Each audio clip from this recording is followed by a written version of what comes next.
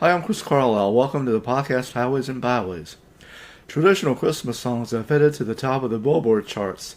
Songs like Rockin' Around the Christmas Tree by Brenda Lee, Jingle Bell Rock by Bobby Helms, Holly Jolly Christmas by Burl Ives, and It's the Most Wonderful Time of the Year by Andy Williams. Last week's show I said that my mom took me and my sister to see the movie The Magic of Lassie when we were on Christmas break when I was in the third grade. Well, in the third grade, I was in a play, and we sang Silent Night, The First Noel, O Christmas Tree, Here Comes Santa Claus, Rudolph the Red-Nosed Reindeer, and even sang a song about Hanukkah. In last week's show, I talked about my mom taking me and my sister to see the movie The Magic of Lassie when I was on Christmas break in the third grade. In the third grade, I was in a Christmas play, and the theme was Christmas Around the World. We sang Silent Night, The First Noel, O Christmas Tree, Here Comes Santa Claus, Rudolph the Red-Nosed Reindeer, had a song about Hanukkah. Okay, here are the top 15 tourist attractions in Austin, Texas, according to TripAdvisor.com. Number 1, the Texas State Capitol. Number 2, the OBJ Library. Number 3, Barton Springs Pool. Number 4, Ladybird Lake Hike and Bike Trail. Number 5, the Bullock Texas State History Museum. Number 6, the Driscoll Hotel. Number 7, a bat watching on the Congress Avenue Bridge. Number 8, Zilker Park. Number 9, the Lady Bird Johnson Wildflower Center. Number 10, Mount Bonnell. Number 11, South Congress Avenue. Number 12, the SoCo District. Number 13, Magic's Theater. Number 14, UT Austin. And number 15, the West Cave Outdoor Discovery Center. Okay, here's a story of a haunted restaurant in Waxahachie. The small city of Waxahachie seems to have a lot of resident spirits, and the Catfish Plantation restaurant, located at 14 Water Street, has achieved fame not only for having the best Cajun cuisine west of Louisiana, and certainly the finest catfish to be found anywhere, but also for its trio of ghosts who have made the place their permanent address. The establishment even hands out brochures to the guests telling all about their well-known spirits. The owners, Tom and Melissa Baker, started it in 1984. It's in an old terracotta painted Victorian house, complete with gingerbread trim and green and cream colored accents. The house was built in 1895, so it's over 100 years old, and was the birthplace of the great professional baseball player Paul Richards. Richards was a former manager of the Baltimore Orioles and Chicago White Sox and played for the New York Yankees. The building that houses the restaurant fits right into the ambience of Waxahachie, site of the largest number of historic registered homes in Texas, and is often referred to as a gingerbread town. The Bakers hadn't been in the business too long before they realized they might have something strange going on in the building. The first thing that happened that made them wonder was the morning that Melissa opened to discover clean coffee cups were neatly stacked inside the huge tea urn, and had been placed for some mysterious reason on the floor. Then a few weeks later, after arriving, Melissa found a freshly brewed pot of coffee waiting to welcome her. Then the employees started reporting all sorts of strange things happening to them. There were so many unusual occurrences in such rapid-fire order that the Bakers almost wondered what kind of weird employees they hired to help run their business. The couple didn't really believe in ghosts, and certainly had never had any prior experience with them, so they didn't recognize the strange happenings as being symptomatic of spirit occupation at first. The symptoms included breaking glasses, toilets flushing when no one was around, toilet seats flying up by themselves, opening and closing of doors, doors locking and unlocking by themselves, a strong floral fragrance of roses, the stereo being turned on and off by itself at all hours, sending in strong breezes and wind being felt throughout the house, the sound of a piano being played, and an unidentifiable melody, and sudden cold spots felt all over the building, The restaurant's silverware and placemats set the night before were all crumpled and jumbled up the next morning, and non-working clocks chiming nevertheless. Knockings on the walls, flying coffee cups, dishes and pots flying around the kitchen, alarms going off for no apparent reason, floating dollar bills, sending cold chills in the ladies' room, glowing blue lights seen through the windows at night, possessed wine glasses flying through the air, radio chained in stations by itself, and etc. If all that wasn't enough, one fry cook had to dodge pieces of cheese and bottles of chives as they were tossed about the kitchen by invisible hands.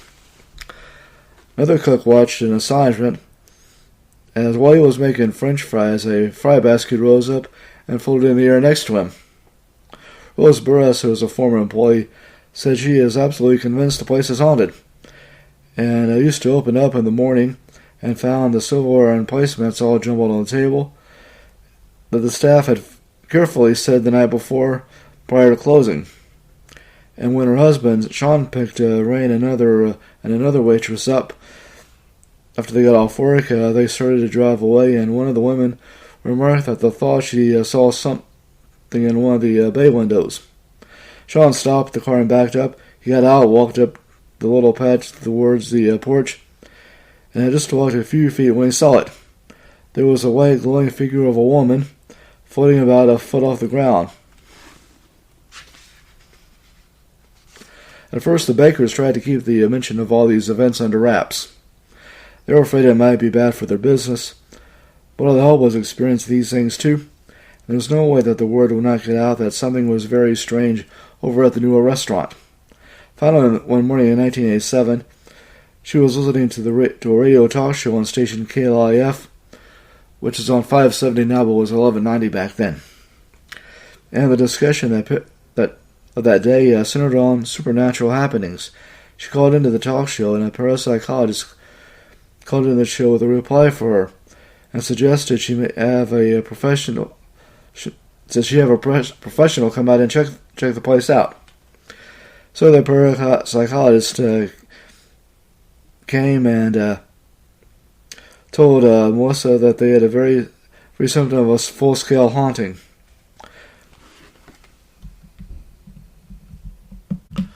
So a day was charged, and they had the restaurant tested and no charge strictly for the research information that was obtained. The investigation took place after closing hours, and a whole crew of people came in with sensitive sound equipment, laser light beams, thermometer gauges, infrared cameras, etc. Engineers, scientists, and psychics were in the group, along with photographers and representatives from the University of Texas. The crew came for 5 different investigations. They spent many long hours going over the place, checked out every nook and cranny, and finally they agreed that the restaurant was inhabited by 3 spirits, 2 females and 1 man. Later on, D Magazine wanted to do an investigation, and that took place in August of 1988. Their psychics determined the spirits were probably all involved with the house at one time or another. One was identified as Elizabeth, a young woman who had died tragically on her wedding day. She was strangled in the dining room of the house. That was around 1920. Psychics seemed to think she was murdered by an ex-boyfriend who had crashed the wedding. Then there was Will, who was a Depression-era farmer, who mostly just sits by the fireplace and doesn't do much of anything. Then there's Caroline, or Carrie, who's the most active of the 3. She's a matronly type, according to all psychics, and isn't very well pleased with the presence of mortals living her domain. And it's she who is more likely responsible for things being thrown out or things disappearing. Melissa Baker said the ghostly activity had calmed down a bit in recent years. She and her husband have talked to the ghosts and made them aware that they're known and accepted. They don't need to throw things and make noise anymore. It's almost as if they're more or less become friends with the mortal occupants of their house. They have a guest book where they ask their patrons to jot down anything that might have happened that was different, while they were having dinner at the plantation. And some comments have included, "I placed a $2 tip on the table, and the bill rose, hovered, and then fell to the floor," one man wrote. Another guest wrote, "I had a free dinner coupon folded in half. It was inside my shirt pocket. Suddenly the coupon flew from my pocket and landed in my left hand." Another one was, while sitting and reading to my son about the ghost, my purse turned upside down and it dumped everything on the floor. Another guest observed that they had just sat down when a spoon on the table just jumped sideways and hit against the wall. A lady wrote, the metal part of her sandal literally flipped apart. She felt a cold chill and at the time of the experience. Another observation had the coffee maker making coffee by itself, and it wouldn't stop. Then a young woman penned she was sitting in the dining room B, when something reached up and grabbed her knee and snatched the napkin off her lap. She thought it was her father-in-law trying to spook her, but he had his hands on the table holding his iced tea. Another one wrote, high singing sounds around the table several times. Woman on a plate flipped over and a page in the book flipped. Ice cold air around and air moved around from the table.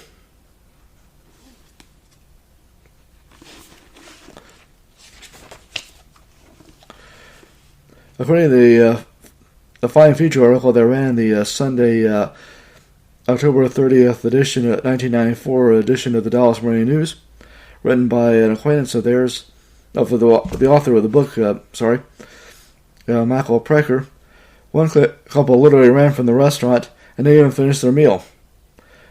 That was when their baby's name suddenly materialized on the surface of a misted over window. Another client was absolutely dumbfounded when his old driver's license, which he thought he'd lost in Vietnam, materialized while he was dining in the restaurant.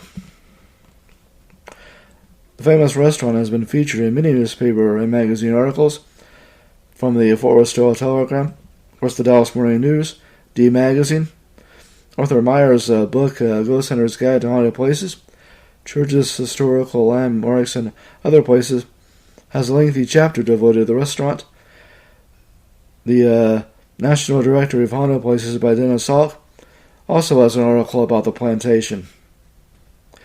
And it's received publicity on USA Today, Texas Monthly, and Southern Living, and has been featured on CBS, NBC, and ABC affiliates, A Current Affair, the Fox Network, and Telemundo.